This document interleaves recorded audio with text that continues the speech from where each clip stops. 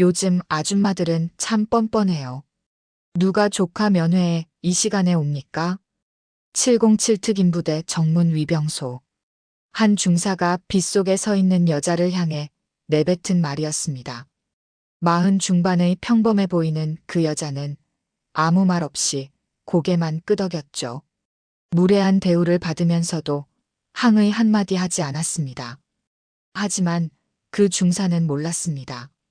자신이 방금 누구에게 그런 말을 했는지를요.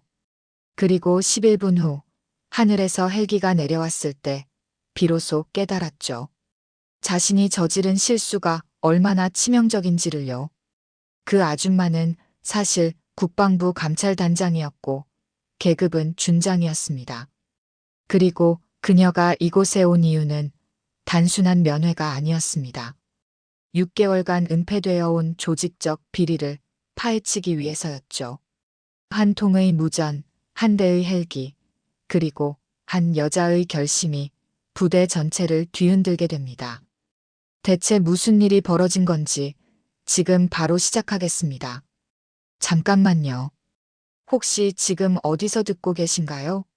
구독과 좋아요 미리 눌러주시면 건강하고 행복한 기운 듬뿍 받으실 거예요. 어느 이른 아침이었습니다. 시각은 7시 25분. 강원도 산기슭에 자리 잡은 707특임부대 정문 앞에는 부슬부슬 가랑비가 내리고 있었죠. 차가운 공기가 피부를 스쳤고 빗물은 아스팔트 위에서 희미한 소리를 냈습니다. 마치 누군가 속삭이는 것 같은 소리였어요. 그 빗속에서 한 여자가 서 있었습니다. 나이는 40 중반쯤 되어 보였어요.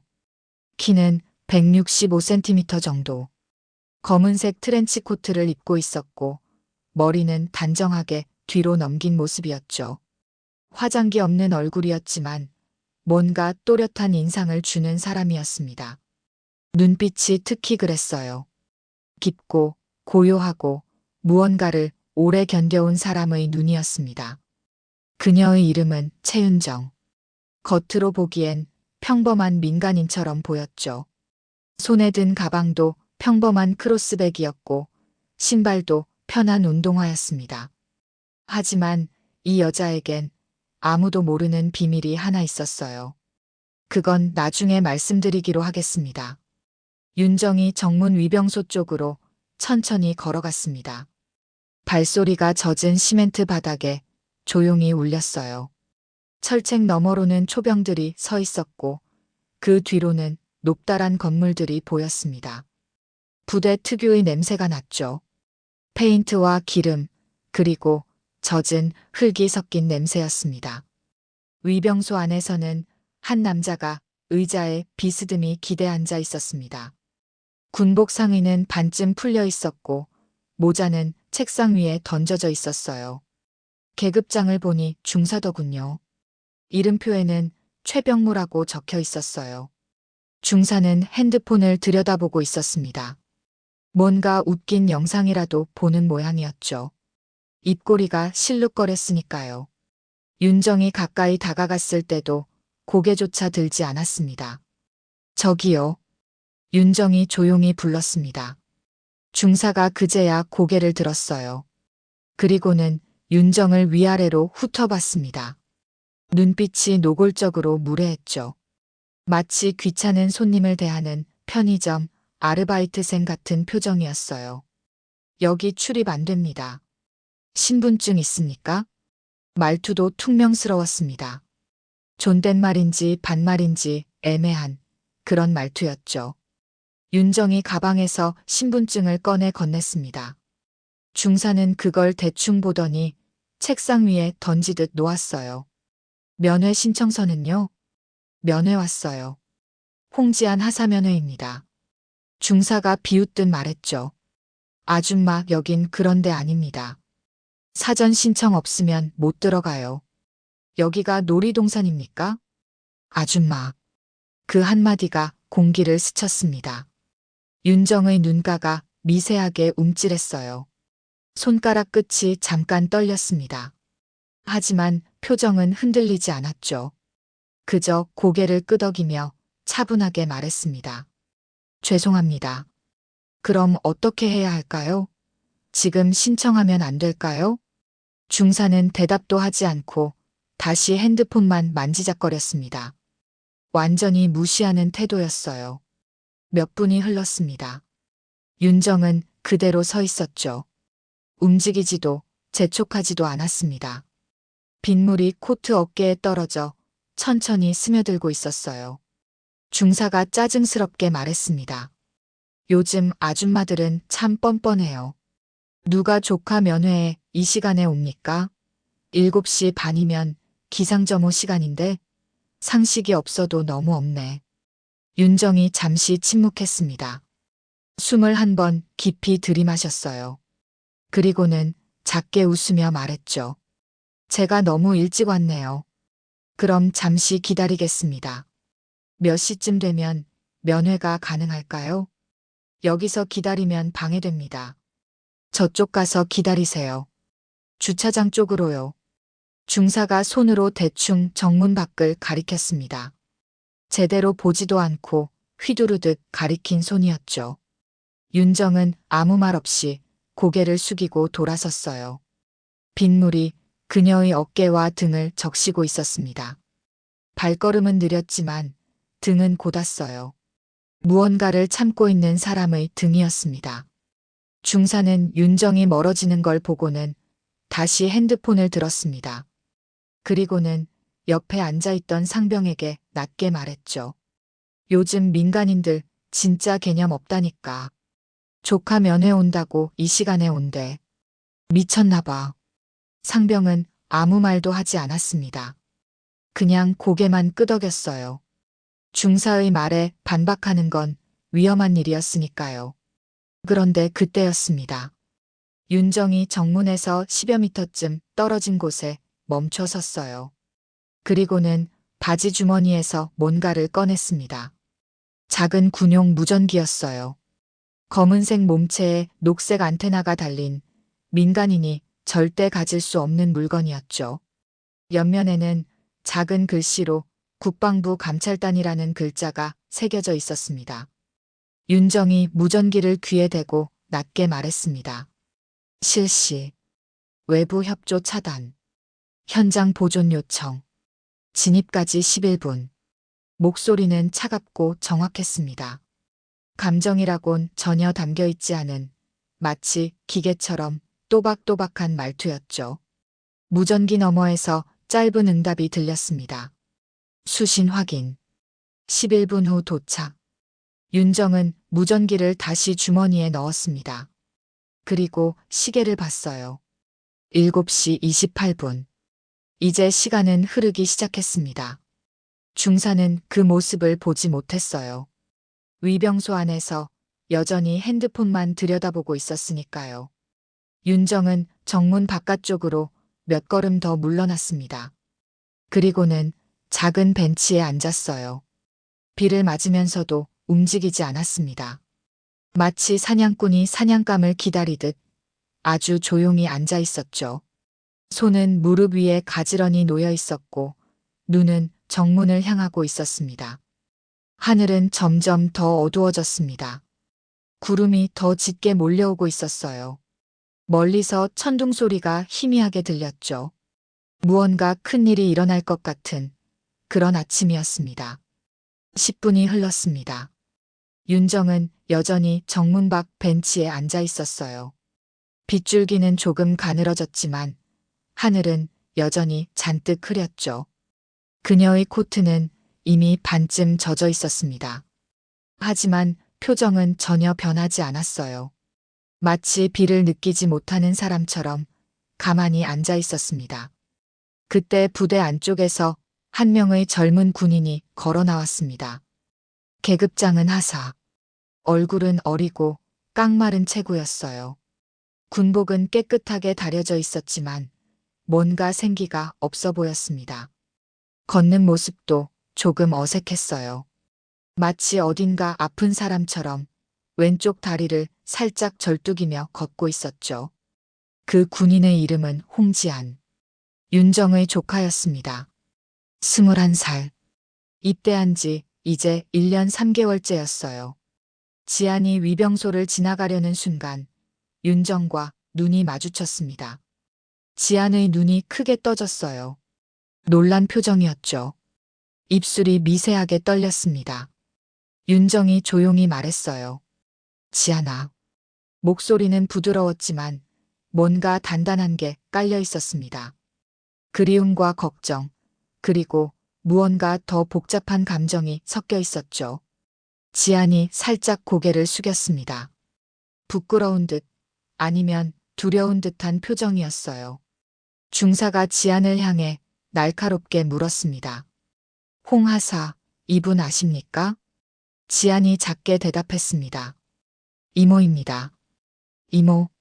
중사의 얼굴이 순식간에 굳어졌어요. 아까 그 무례했던 표정이 싹 사라지고 이번엔 조금 당황한 기색이 역력했죠. 목소리 톤도 달라졌습니다. 아, 그러십니까? 혹시 사단장님이나 부대장님 친척 되십니까? 윤정이 부드럽게 미소 지으며 말했습니다. 아니요. 그냥 하사 하나 둔 이모예요. 별것 아닙니다. 중사는 안도하는 듯 다시 무표정한 얼굴로 돌아갔습니다. 그리고는 지안에게 말했죠. 면회실로 가십시오. 20분 안에 복귀하시면 됩니다. 지안이 고개를 끄덕이고 윤정을 따라 면회실로 향했습니다. 두 사람은 나란히 걸었어요. 윤정은 슬쩍 지안을 관찰했습니다. 군복 어깨 부분이 조금 더러웠어요. 흙인지 뭔지 모를 얼룩이 묻어 있었습니다.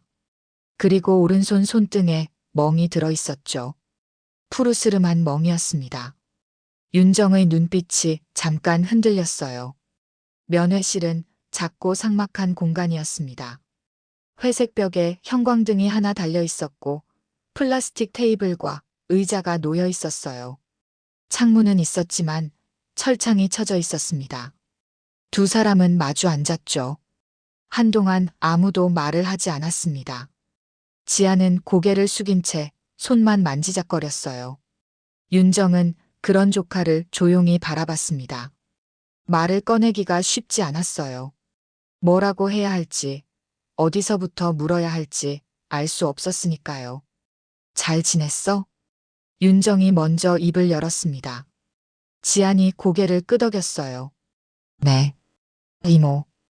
밥은 잘 먹고? 네. 훈련은? 괜찮습니다. 짧고 건조한 대답들이었습니다. 지안은 윤정의 눈을 제대로 마주치지 못했어요. 계속 시선을 피했습니다. 윤정이 조심스럽게 물었죠. 손은 왜 그래? 손등에 멍이 들었네. 아, 이거요? 훈련하다가 넘어졌어요. 괜찮습니다. 많이 아팠겠다. 아니에요. 이 정도는. 지안이 서둘러 말했습니다. 마치 더 이상 묻지 말라는 듯한 태도였어요. 윤정은 더 캐묻지 않았습니다. 대신 가방에서 작은 봉투를 꺼냈죠. 이거 내가 좋아하는 초콜릿이야. 먹어. 고맙습니다. 지안이 받아들었지만 손이 미세하게 떨리고 있었습니다. 윤정은 그 떨림을 놓치지 않았어요. 가슴 한구석이 무너지는 느낌이었습니다. 하지만 표정만은 평온하게 유지했죠. 요즘 힘든 일 없어? 없습니다. 정말? 네. 지안이 또 짧게 대답했습니다. 그리고는 시계를 봤어요. 윤정이 말했죠. 시간 많이 남았어. 천천히 얘기해도 돼. 아니에요. 훈련 준비해야 해서요. 오늘 오후에 큰 훈련 있어요. 그래? 네. 그래서 먼저 들어가 봐도 될까요? 지안이 조심스럽게 물었습니다. 윤정은 고개를 끄덕였어요. 뭐라고 붙잡을 수가 없었습니다. 지안이 자리에서 일어났죠. 그리고는 작게 인사하고 면회실을 나갔습니다. 걸음이 빨랐어요. 마치 도망치듯 빠르게 걸어갔습니다. 윤정은 혼자 남았습니다. 텅 빈 면회실에 형광등 소리만 희미하게 웅웅거렸어요. 윤정은 테이블에 두 손을 올려놓고 깊게 숨을 들이마셨습니다. 눈을 감았죠. 그리고 천천히 눈을 떴을 때 눈가가 붉어져 있었습니다. 손등의 멍, 더러운 군복 어깨, 떨리는 손, 시선을 피하는 모습, 서둘러 도망치듯 나가는 뒷모습, 모든 게 말하고 있었습니다. 무언가 잘못되고 있다고, 조카가 힘들어하고 있다고. 윤정은 가방에서 핸드폰을 꺼냈습니다. 그리고 한 번호로 전화를 걸었어요. 두 번의 신호음 후에 상대방이 받았습니다. 저예요. 지금 당장 부대 내부 CCTV 확인해 주세요. 특히 생활관이랑 훈련장 쪽. 최근 한 달치 전부요. 목소리는 차갑고 단호했습니다. 전화를 끊고 윤정은 면회실을 나왔어요. 위병소를 지나갈 때 중사와 다시 마주쳤습니다. 중사가 비꼬듯 말했죠. 벌써 가십니까? 면회 짧게 하셨네요. 윤정은 대답하지 않았습니다. 그냥 지나쳤어요. 정문을 나서서 주차장으로 향했습니다. 그녀의 차는 검은색 세단이었어요. 문을 열고 운전석에 앉았습니다. 시동을 걸지 않았습니다. 그냥 앉아 있었어요. 핸들을 두 손으로 꽉 쥐고 있었습니다. 손등의 핏줄이 붉어져 나왔죠. 윤정의 눈에서 눈물 한 방울이 떨어졌습니다. 핸들 위에 똑 떨어진 눈물이 천천히 퍼졌어요. 지안아 미안해. 작은 목소리였습니다. 누구도 들을 수 없는 그녀 혼자만의 속삭임이었죠. 창밖으로는 여전히 비가 내리고 있었습니다. 하늘은 점점 더 어두워지고 있었어요. 그때 핸드폰이 울렸습니다. 윤정이 재빨리 닫고 전화를 받았어요. 확인했습니다. CCTV 영상, 문제가 있습니다. 어떤? 삭제된 구간이 여러 군데 있습니다. 그리고 훈련장 쪽 카메라가 두 대나 고장났다고 기록되어 있어요. 윤정의 눈빛이 차갑게 가라앉았습니다. 고이네요. 그렇게 보입니다. 헬기 준비하세요. 10분 후에 다시 진입합니다. 이번엔 정식 절차로요. 전화를 끊고 윤정은 백미러를 봤습니다. 거울 속의 자신을 똑바로 바라봤어요. 눈가의 눈물을 닦았습니다. 그리고는 천천히 숨을 고르며 말했죠. 이제 시작이야. 목소리에는 더 이상 슬픔이 없었습니다. 차갑고 단단한 결의만이 남아 있었어요. 윤정은 시동을 걸었습니다. 차가 천천히 움직이기 시작했죠. 하지만 부대를 떠나는 게 아니었습니다. 가까운 헬기장을 향해 가고 있었어요. 하늘에서는 여전히 비가 내렸습니다. 하지만 윤정의 눈빛은 그 어느 때보다 맑고 날카로웠습니다. 정확히 10분 후였습니다. 707 특임부대 상공에 헬기 한 대가 나타났어요. UH-60 블랙호크였습니다. 검은색 동체에 국방부 마크가 선명했죠. 헬기는 부대 정문 앞 공터에 천천히 하강하기 시작했습니다. 굉음이 울렸어요. 로터 날개가 빠르게 회전하며 주변의 공기를 휘젓고 빗물을 사방으로 튕겨냈습니다. 위병소의 중사와 상병들이 놀라서 밖으로 뛰쳐나왔죠. 뭔가 큰일이 터진 줄 알았던 겁니다. 헬기가 착륙했습니다. 문이 열리고 두 사람이 내렸어요. 먼저 내린 사람은 장정한 대령이었습니다. 50대 초반의 남자였죠. 키가 크고 어깨가 넓었습니다. 군복은 주름 하나 없이 빳빳했고 가슴팍에는 각종 훈장들이 달려 있었어요. 계급장은 대령이었습니다. 그 뒤를 따라 윤정이 내렸습니다. 아까와는 완전히 다른 모습이었어요. 민간인 복장은 사라지고 대신 검은색 정장 재킷에 흰 셔츠, 그리고 목에는 빨간색 인증 목걸이가 걸려 있었습니다. 그 목걸이에는 국방부 감찰단이라는 글자가 선명하게 새겨져 있었죠. 중사 최병무는 얼어붙었습니다. 입이 반쯤 벌어진 채 그대로 굳어버렸어요. 아까 아줌마라고 부르며 쫓아냈던 그 여자가 지금 헬기에서 내려 이쪽으로 걸어오고 있었습니다. 그것도 대령과 함께요. 윤정이 중사 앞에 멈춰 섰습니다. 두 사람의 시선이 마주쳤어요. 윤정이 먼저 입을 열었습니다. 아까는 인사도 제대로 못 드렸네요. 저는 국방부 감찰단 단장 최윤정입니다. 계급은 준장이고요. 목소리는 차분했지만 날카로웠습니다. 중사의 얼굴이 하얗게 질렸어요. 입술이 떨리기 시작했죠. 윤정이 계속 말했습니다. 오늘 7시 28분 당신은 저를 아줌마라고 불렀습니다. 그리고 요즘 아줌마들은 뻔뻔하다고도 했죠. 맞습니까? 그건. 대답하세요. 맞습니까? 틀립니까? 죄송합니다. 제가 몰라서가 아닙니다. 당신은 민간인을 함부로 대했고 직무를 태만히 했습니다. 위병 근무 중 핸드폰 사용도 확인했고요. 그리고 윤정이 한 걸음 더 다가섰습니다. 중사가 뒷걸음질 쳤어요. 윤정이 낮은 목소리로 말했죠. 홍지한 하사에 대한 가혹행위 혐의도 확인 중입니다. 중사의 눈이 흔들렸습니다. 당황한 표정이 역력했어요. 윤정이 장 대령을 향해 고개를 돌렸습니다.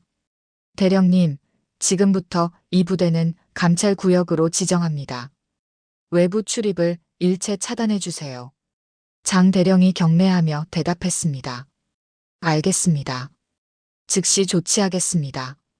장 대령이 무전기를 꺼내 명령을 내렸어요. 곧이어 부대 곳곳에서 사이렌 소리가 울렸습니다. 병사들이 움직이기 시작했죠. 정문이 완전히 폐쇄되고 출입구마다 헌병들이 배치되기 시작했습니다. 윤정이 중사를 다시 바라봤습니다. 최병무 중사, 당신은 지금부터 조사 대상자입니다. 홍지한 하사의 생활기록부, 최근 6개월간의 PT 체크 기록, PX 사용 내역, 그리고 심리상담 보고서를 지금 당장 가져오세요. 그런 건 제 권한이 아닙니다. 행정반에. 그럼 행정반장을 부르세요. 지금 당장. 윤정의 목소리가 한층 더 차가워졌습니다. 중사는 떨리는 손으로 무전기를 꺼냈어요. 그리고는 행정반에 연락을 넣었습니다. 10분 후 한 명의 대위가 서류 뭉치를 들고 나타났습니다.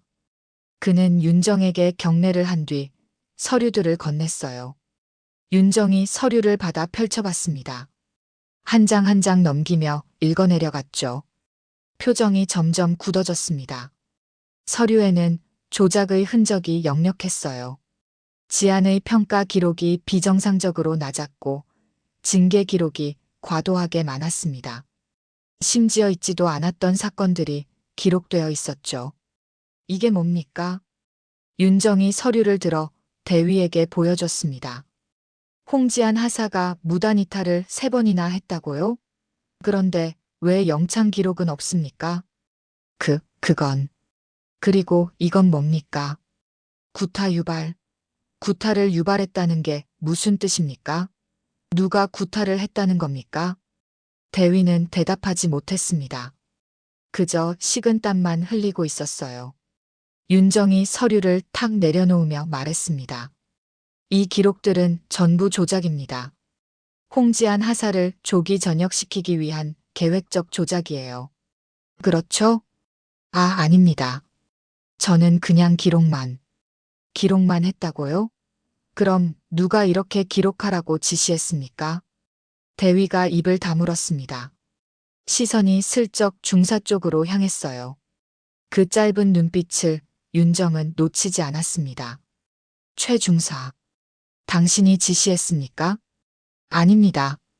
중사가 벌떡 소리쳤습니다. 목소리가 떨렸어요. 윤정이 한 걸음 더 다가갔습니다. 두 사람 사이의 거리가 1미터도 채 되지 않았죠. 그럼 누굽니까? 누가 이런 짓을 지시했습니까? 중사는 대답하지 않았습니다. 고개를 돌렸어요. 윤정이 차갑게 말했습니다. 대답하지 않으면 당신이 주범으로 간주됩니다.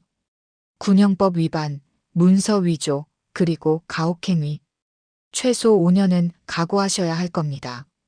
저는 중사의 목소리가 갈라졌습니다. 그때 멀리서 또 다른 헬기 소리가 들려왔어요. 두 번째 헬기였습니다. 그 헬기에서는 검은색 정장을 입은 사람들이 여러 명 내렸죠. 모두 감찰단 소속이었습니다. 윤정이 그들을 향해 손짓했습니다. 그들이 재빨리 다가왔어요. 윤정이 지시했습니다. 위병소 폐쇄하고 관련자 전원 조사실로 이동시키세요. CCTV 영상 전부 확보하고 삭제된 구간 복구 작업 들어가세요. 알겠습니다. 감찰단원들이 움직이기 시작했습니다. 중사와 대위, 그리고 위병소에 있던 다른 병사들이 하나둘 조사실로 끌려갔어요. 중사는 끌려가면서도 계속 뒤를 돌아봤습니다. 표정에는 공포가 가득했죠. 장 대령이 윤정 옆으로 다가왔습니다. 낮은 목소리로 물었어요. 단장님, 정말 끝까지 가실 겁니까? 당연합니다. 상부에서 압력이 들어올 겁니다.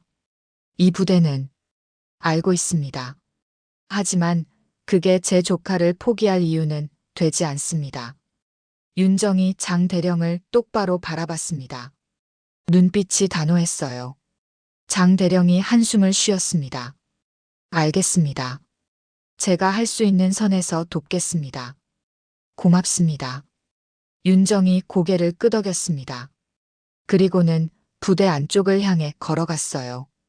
발걸음은 빨랐지만 흔들림이 없었습니다. 마치 전쟁터로 향하는 군인 같았죠.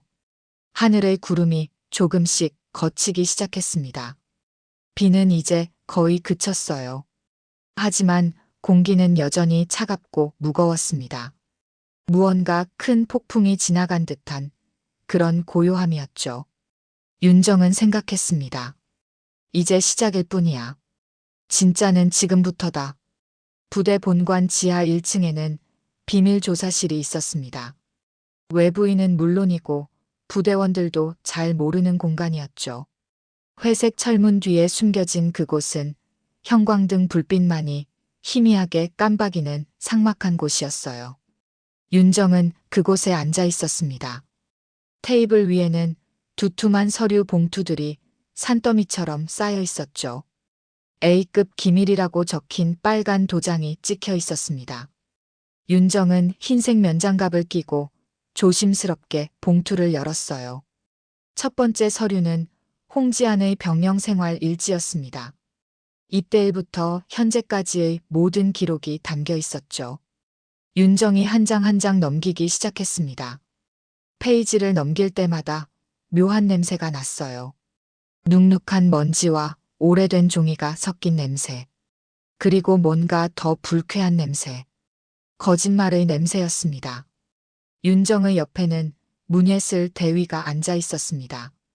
30 초반의 여성 장교였죠.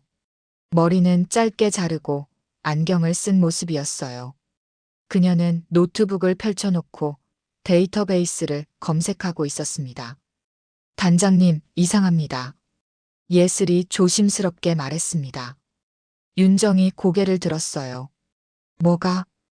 홍하사의 기록과 실제 발생 사건 기록이 맞지 않습니다. 예를 들어 여기 3월 15일자를 보세요. 외출 무단 이탈이라고 적혀 있는데 그날은 부대 전체가 이동 훈련 중이었습니다. 외출 자체가 불가능한 날이에요. 윤정이 서류를 더 자세히 들여다봤습니다. 예슬의 말이 맞았어요.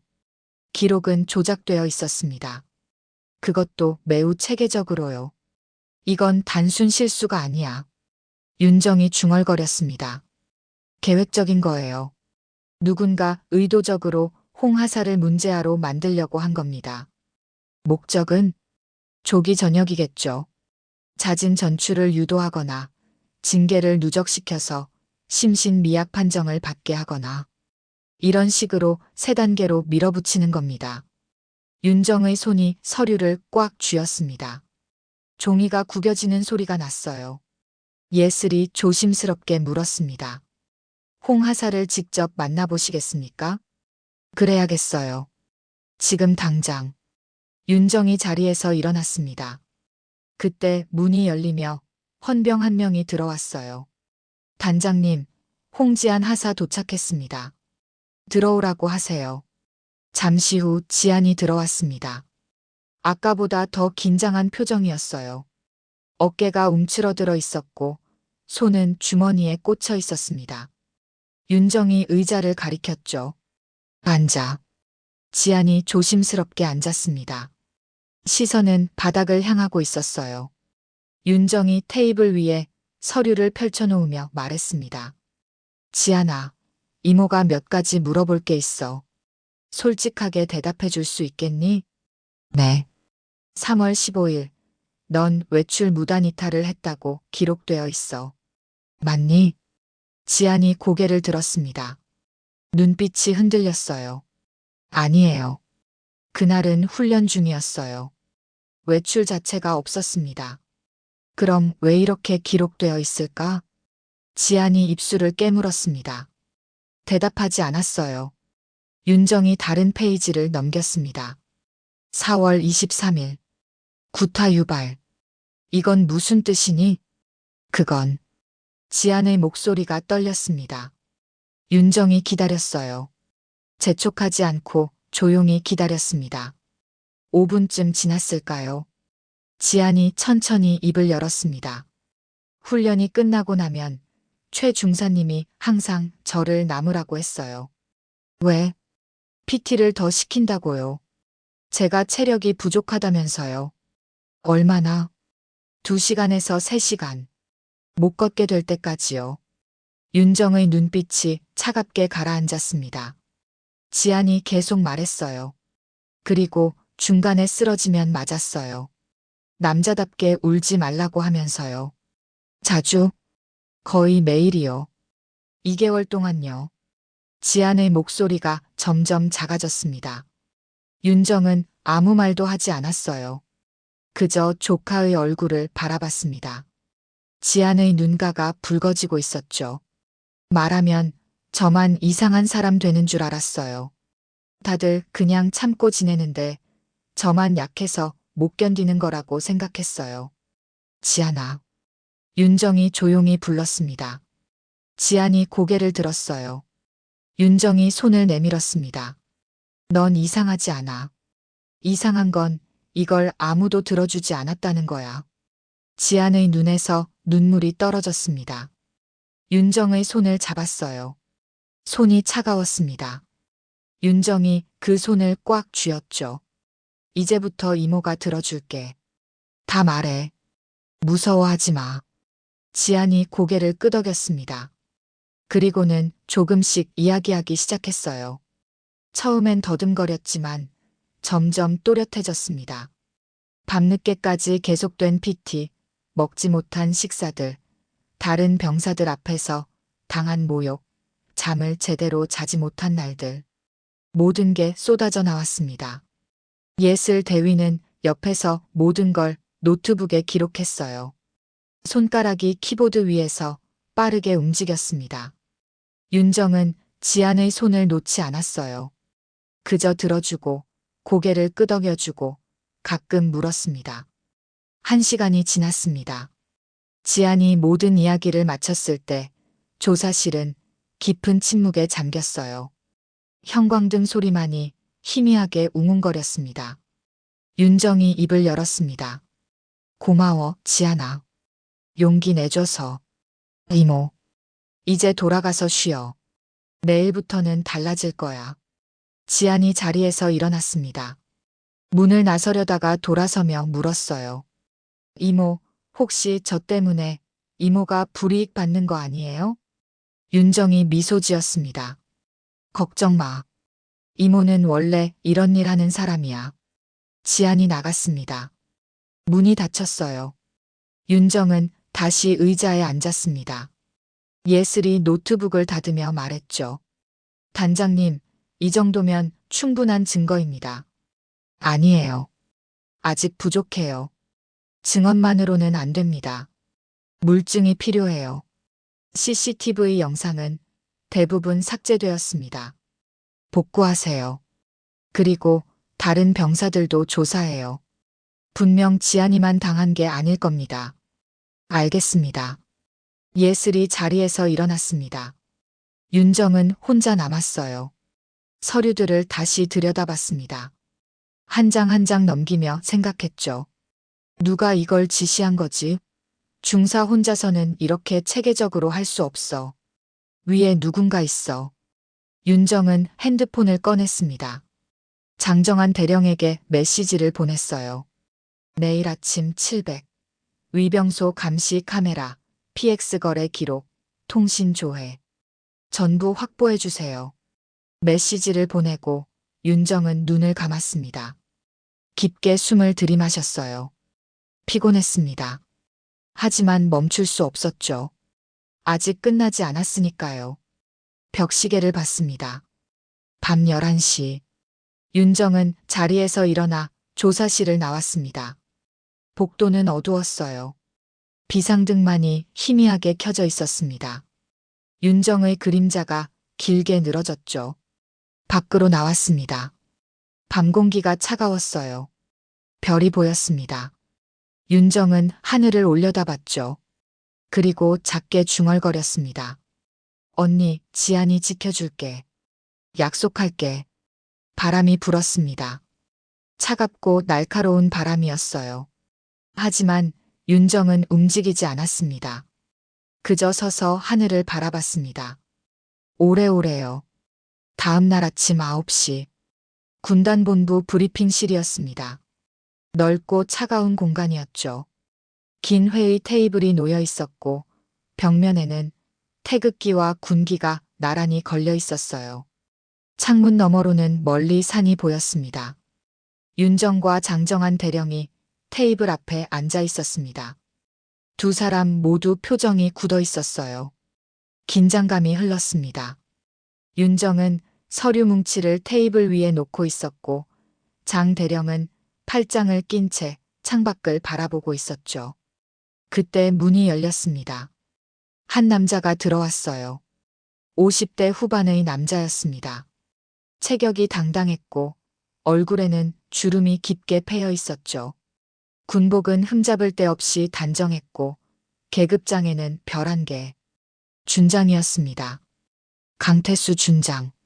이 부대를 총괄하는 군단장이었어요. 강태수가 붉은 넥타이를 고쳐 매며 자리에 앉았습니다. 시선이 날카로웠어요. 윤정을 똑바로 쳐다봤죠. 감찰단장이 직접 나섰다는 얘기를 듣고 놀랐습니다. 그것도 사전 통보도 없이요.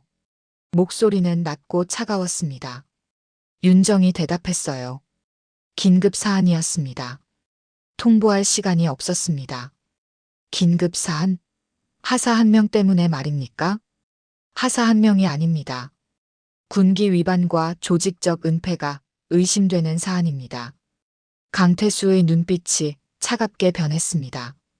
손가락으로 테이블을 톡톡 두드렸어요. 제 단장. 감찰단장이 부대 하나를 뒤집으려면 확실한 근거가 있어야 하지 않겠습니까?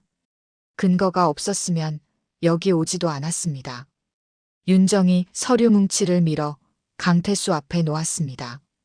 강태수가 대충 훑어봤어요. 표정이 조금 굳어졌지만 금방 다시 무표정으로 돌아왔죠. 이 정도로는 부족합니다. 병사들의 증언, 조작된 기록, 이런 건 어느 부대에나 있는 일입니다. 어느 부대에나 있어서는 안 되는 일입니다. 이상론입니다. 현실을 모르시는 거예요. 강태수가 서류를 밀어냈습니다. 윤정은 움직이지 않았어요. 그저 강태수를 바라봤습니다. 강태수가 계속 말했죠. 예전에도 그러셨죠, 제 단장. 감정이 앞서면 오히려 정의가 안 보입니다. 당신 여동생 일도 그랬잖습니까? 윤정의 눈빛이 흔들렸습니다. 강태수가 그걸 놓치지 않았어요. 계속 밀어붙였습니다. 민간 군부대 납품 비리 사건. 당신 여동생이 내부 고발했다가 결국 어떻게 됐습니까? 스스로 목숨을 끊었죠.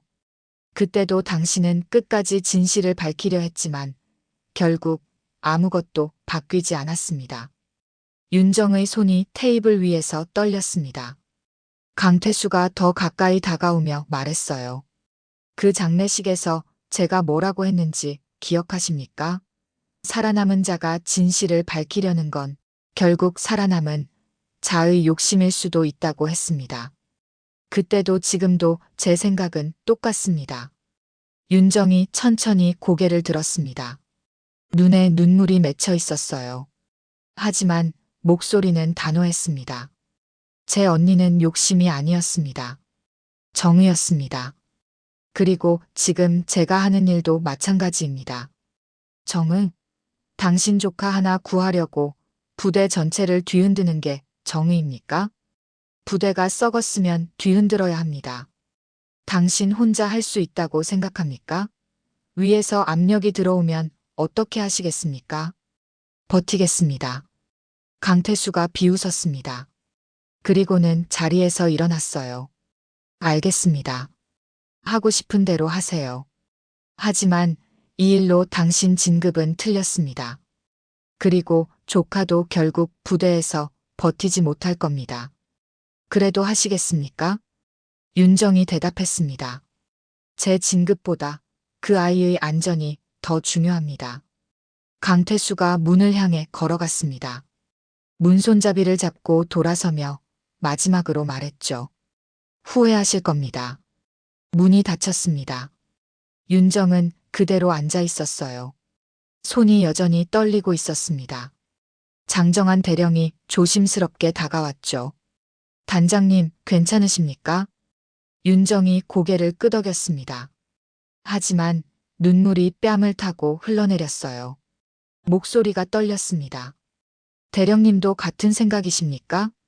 장 대령이 한참을 침묵했습니다. 그리고는 조용히 말했어요. 솔직히 말씀드리겠습니다. 저도 이 조직의 일원입니다. 상부의 눈치를 봐야 하고 제 진급도 생각해야 합니다.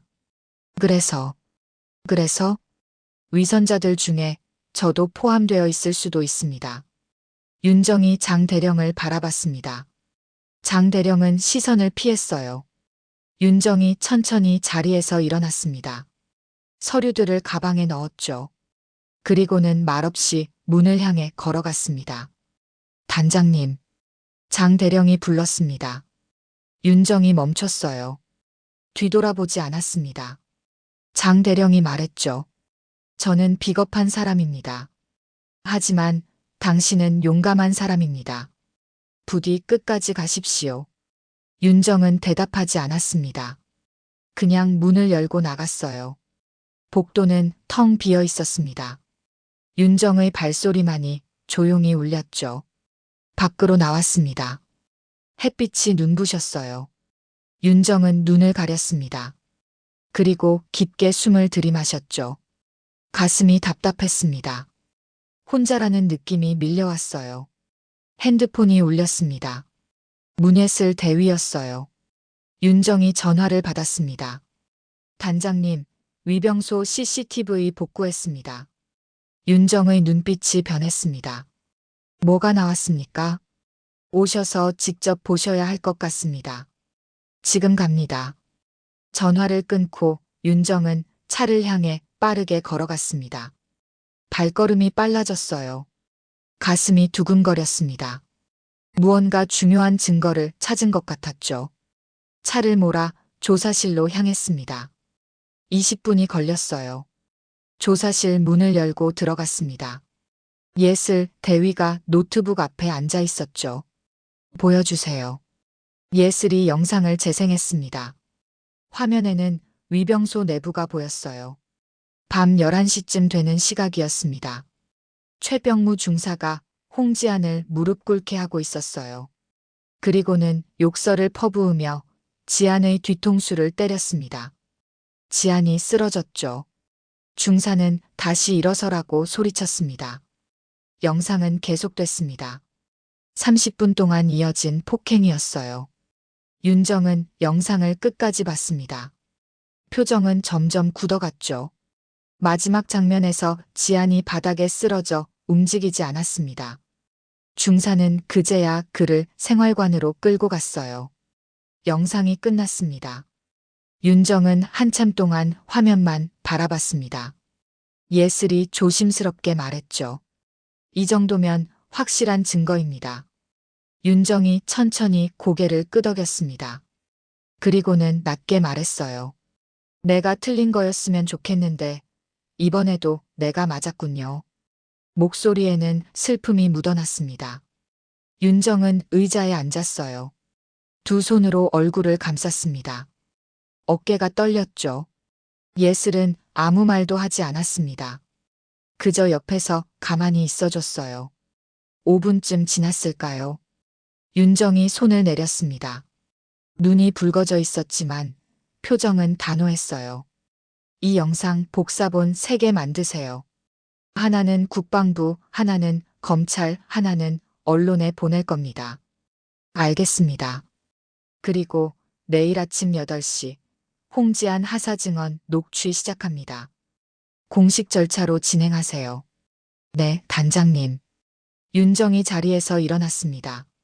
창문 밖을 바라봤어요. 해가 서쪽으로 기울고 있었습니다. 긴 하루가 끝나가고 있었죠. 하지만 윤정의 하루는 아직 끝나지 않았습니다. 대위. 네, 단장님. 우리가 이기겠죠? 예슬이 잠시 망설이다 대답했습니다. 이기실 겁니다. 꼭요. 윤정이 작게 웃었습니다. 쓸쓸한 웃음이었어요. 고마워요. 그날 밤 10시. 부대 밖 작은 식당이었습니다. 한적한 곳이었죠. 손님도 별로 없었어요. 윤정은 구석자리에 앉아 있었습니다. 테이블 위에는 작은 노트북이 놓여 있었고 옆에는 따뜻한 차 2잔이 놓여 있었어요. 문이 열리며 홍지안이 들어왔습니다.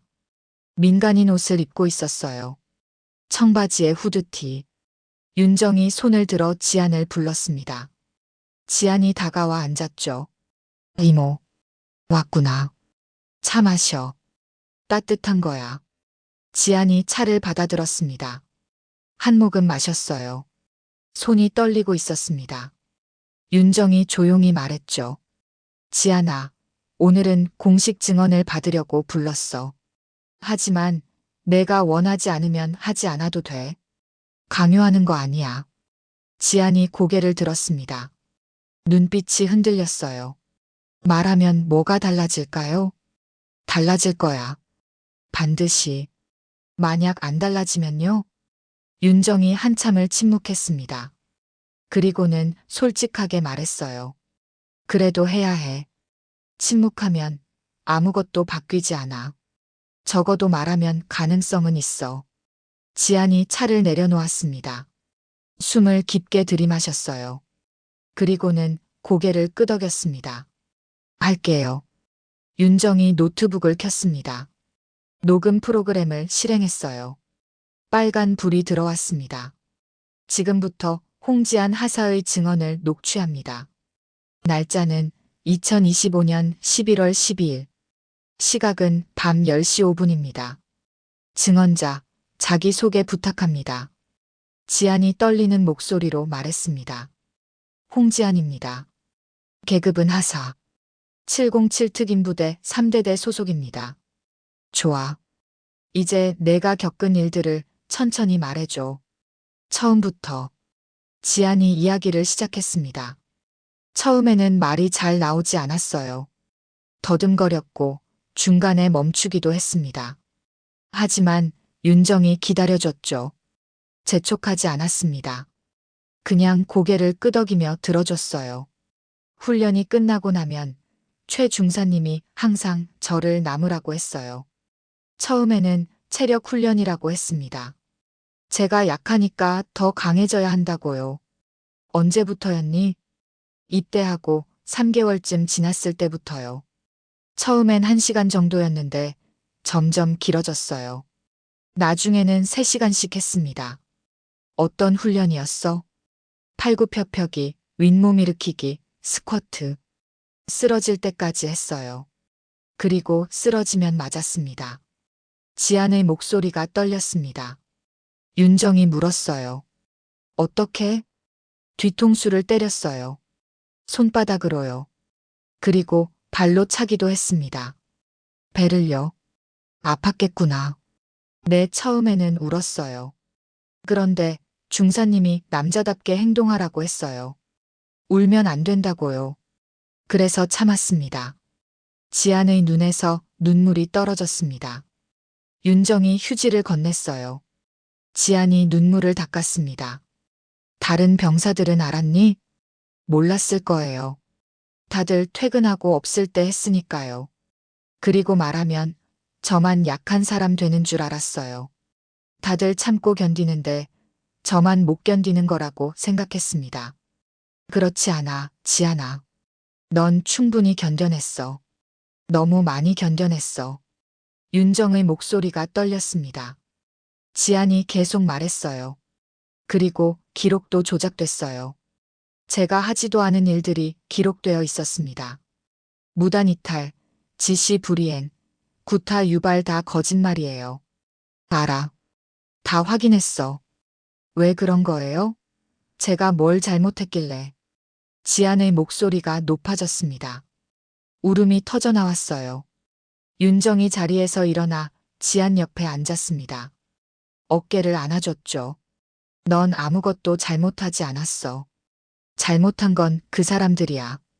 지안이 윤정의 어깨에 얼굴을 묻었습니다. 한참 동안 울었어요. 윤정은 그냥 안고 있었습니다. 등을 토닥여줬죠. 아무 말도 하지 않았습니다. 10분쯤 지났을까요? 지안이 조금 진정됐습니다. 윤정이 물었어요. 더 말할 거 있니? 네. 하나 더 있어요. 뭔데? 박재문 상병이요. 그 사람도 같이 감시했어요. 중사님 명령으로요. 제가 어디 가는지, 누구랑 통화하는지 다 보고했대요. 윤정의 눈빛이 차가워졌습니다. 확실하니? 네. 한 번은 박 상병이 미안하다고 했어요. 어쩔 수 없었다고요. 알았어. 그 사람도 조사하겠어. 녹음을 멈췄습니다. 빨간 불이 꺼졌어요. 윤정이 노트북을 닫으며 말했습니다. 고마워, 지안아. 정말 용기 있는 행동이었어. 이제 어떻게 되는 거예요? 이 증언은 공식 기록으로 남아. 그리고 내일부터 본격적인 조사가 시작돼. 넌 더 이상 훈련에 참여하지 않아도 돼. 대기 발령 상태가 될 거야. 그럼 다른 병사들이 수상하게 생각하지 않을까요? 상관없어. 내 안전이 우선이야.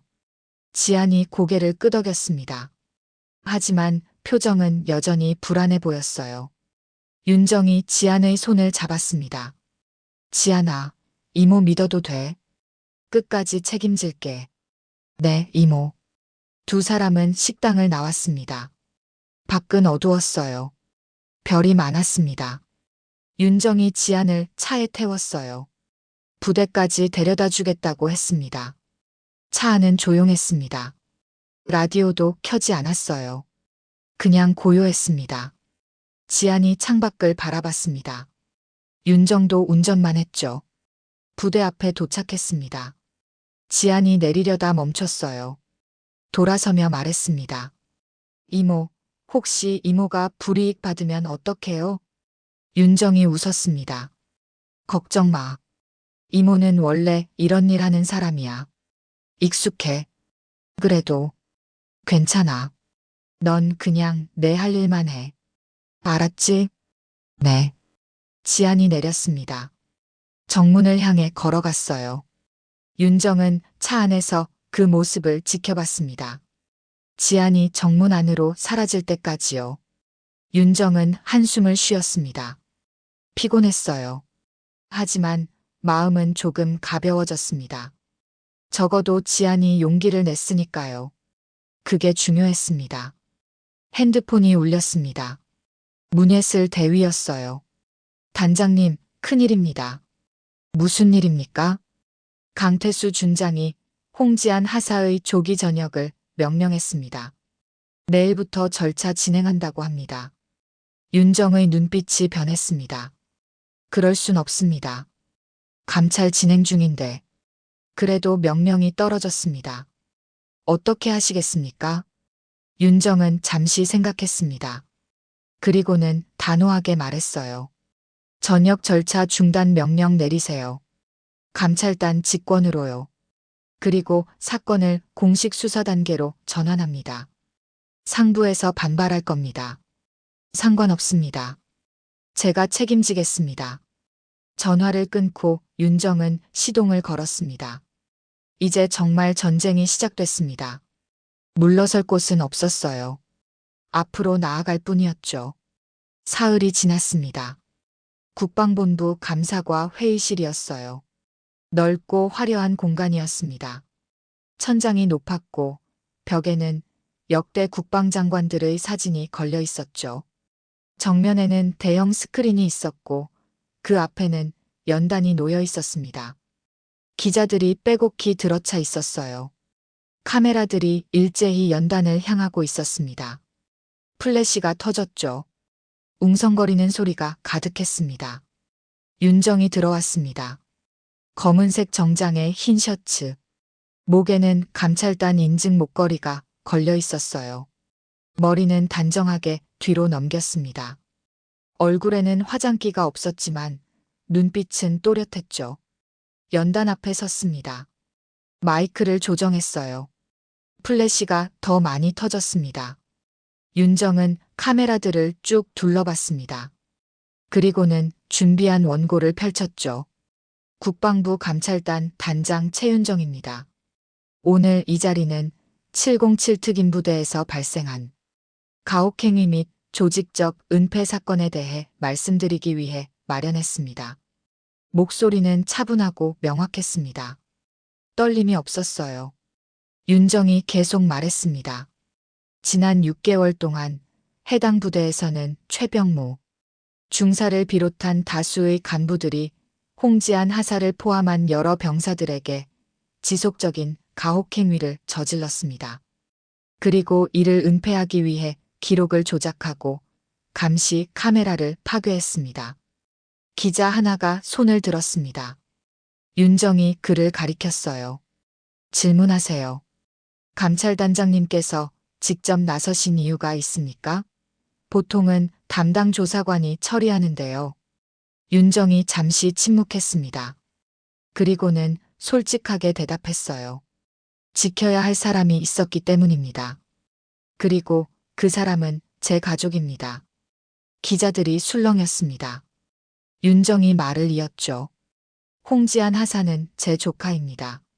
하지만 이 사건을 맡은 이유가 사적인 감정 때문만은 아닙니다.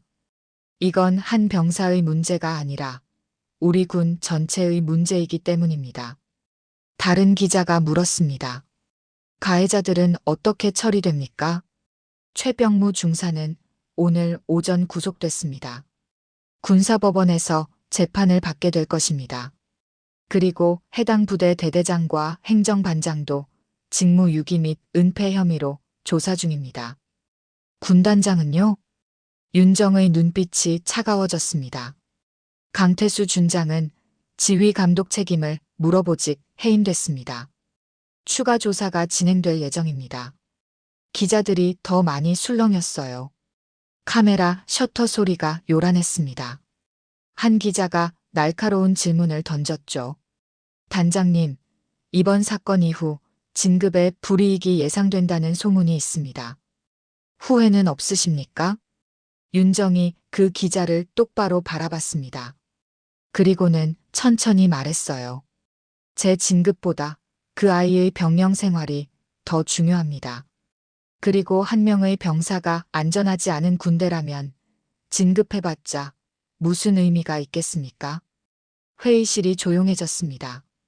아무도 말하지 않았어요. 윤정이 마지막으로 말했습니다. 오늘 이후로 저는 감찰단장 측에서 물러납니다. 하지만 이 사건은 끝까지 책임지고 마무리하겠습니다. 질문 더 있으십니까? 아무도 손을 들지 않았습니다. 윤정이 고개를 숙여 인사했어요. 그리고는 연단에서 내려왔습니다. 기자들이 우르르 몰려들었지만 경호원들이 막아섰죠. 윤정은 회의실을 빠져나왔습니다. 복도는 조용했어요. 발소리만 울렸습니다. 문예슬 대위가 기다리고 있었어요. 단장님, 수고하셨습니다. 고마워요, 대위. 정말 그만두시는 겁니까? 윤정이 고개를 끄덕였습니다. 이미 결정했어요. 아깝습니다. 단장님 같은 분이 필요한데. 괜찮아요. 누군가는 해야 할 일이었어요. 두 사람은 나란히 걸었습니다. 엘리베이터를 탔어요. 1층으로 내려갔습니다. 밖으로 나왔을 때 햇빛이 눈부셨죠. 주차장에 차가 한 대 서 있었습니다. 장정한 대령이 차에서 내렸어요. 윤정을 향해 걸어왔습니다. 단장님, 대령님, 말리고 싶었습니다. 하지만 당신이 옳았습니다. 장 대령이 경례를 올렸습니다. 윤정이 답례했어요. 장 대령이 말했죠. 제가 끝까지 책임지겠습니다. 중사와 대대장, 그리고 준장까지 모두 제대로 처벌받게 하겠습니다. 고맙습니다. 그리고 홍지안 하사는 안전합니다. 제가 직접 보호하고 있습니다. 윤정의 눈가가 붉어졌습니다. 고개를 숙였어요. 목소리가 떨렸습니다. 감사합니다, 대령님. 정말 감사합니다. 장 대령이 작은 상자를 꺼냈습니다. 윤정에게 건넸어요. 이건 뭡니까?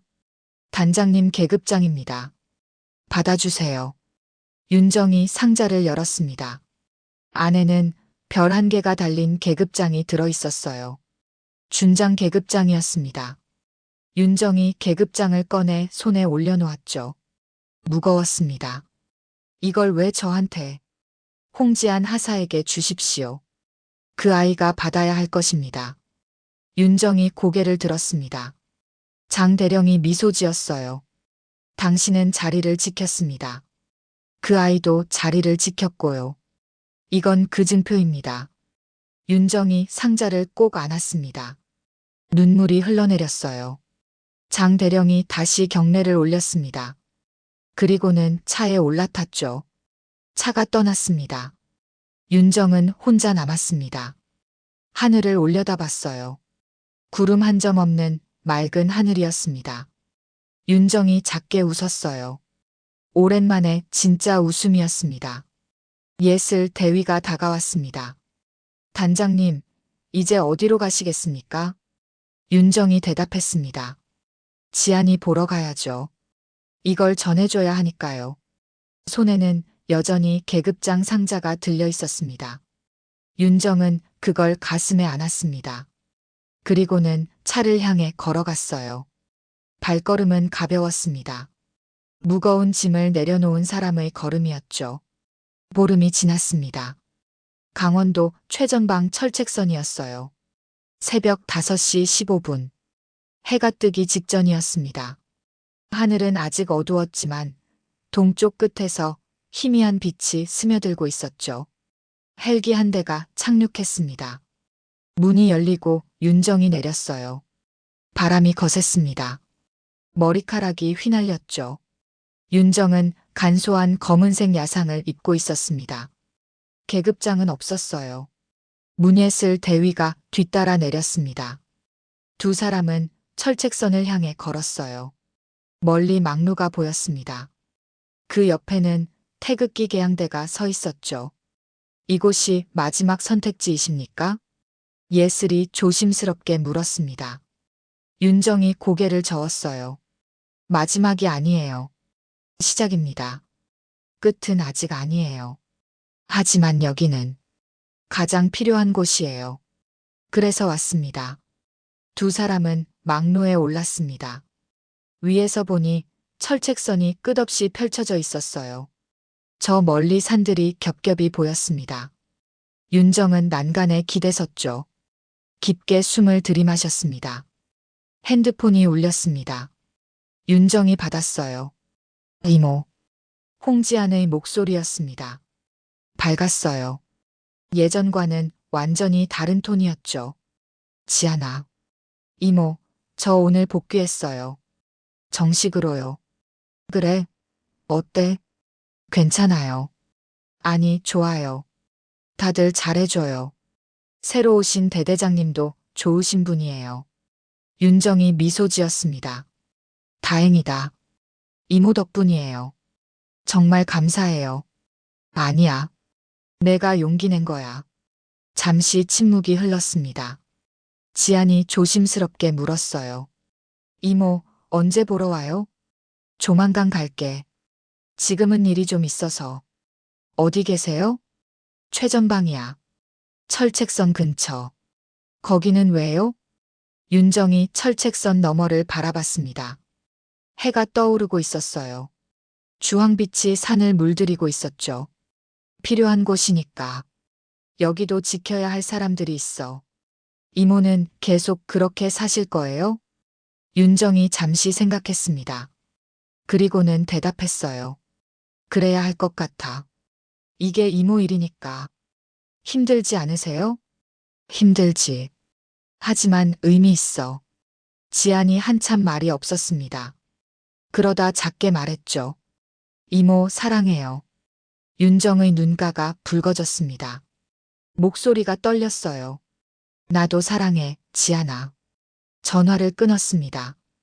윤정은 핸드폰을 주머니에 넣고 다시 철책선을 바라봤어요. 해가 완전히 떠올랐습니다. 밝은 빛이 온 세상을 비췄죠.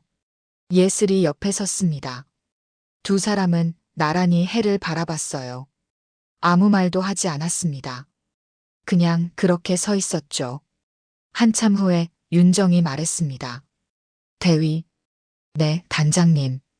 여기 오기 전에 지안이한테 메시지 하나 남겼어요. 무슨 내용이셨습니까? 윤정이 작게 웃었습니다. 별은 하늘에만 있는 게 아니야. 그 별이 가리키는 방향, 그게 더 중요하지. 그렇게 썼어요. 좋은 말씀입니다. 그 아이가 알아들었으면 좋겠어요. 바람이 불었습니다. 윤정의 머리카락이 날렸어요. 멀리서 나팔 소리가 들렸습니다. 기상 나팔이었죠. 군기 개항이 시작됐습니다. 태극기가 천천히 올라갔습니다. 윤정과 예슬이 경례를 올렸어요. 태극기가 바람에 펄럭였습니다. 해가 더 높이 떠올랐죠. 윤정이 경례를 내렸습니다. 그리고 작게 중얼거렸어요. 언니 봤죠? 지안이 지켰어요. 우리 모두 지켰어요. 목소리는 바람에 흩어졌습니다. 하지만 윤정의 얼굴에는 평화가 깃들어 있었어요. 오랜만에 느끼는 평온함이었습니다. 회상이 스쳤습니다. 몇 년 전 여동생의 장례식. 비가 내리던 날이었죠. 관 앞에서 윤정이 약속했었어요. 지안이는 꼭 지켜줄게. 그 애가 혼자라고 느끼지 않게. 그 약속을 지켰습니다. 쉽지 않았어요.